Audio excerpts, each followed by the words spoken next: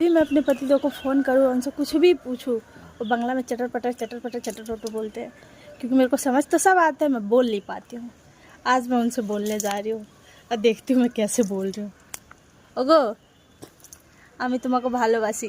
চেবে 1.5 ফুটিয়া আমি তোমাকে অনেক ভালোবাসি। আমি তোমাকে অত ভালোবাসি जितना समुद्र में जल আছে। আমি তোমাকে অত ভালোবাসি जितना समुद्र में जीव আছে। আমি তোমাকে खूब ভালোবাসি। मैं तुम्हारे अनेक भालोबासी। बोलिए, इनका मुंह बंद हो गया। ऐसे चपर चपर चपर चपर चपर चपर करते रहते। बोलिए क्या हुआ? আমি তোমাকে খুব ভালোবাসি, कितना भालोबासी? অনেক ভালোবাসি। और कुछ बोलना है? যত ড্রামে জল আছে ये ड्राम में जितना जल আছে আমি তোমাকে অত ভালোবাসি जितना समुद्र में जल আছে और तुमको इतना भालोबासी जितना ड्राम में जल আছে।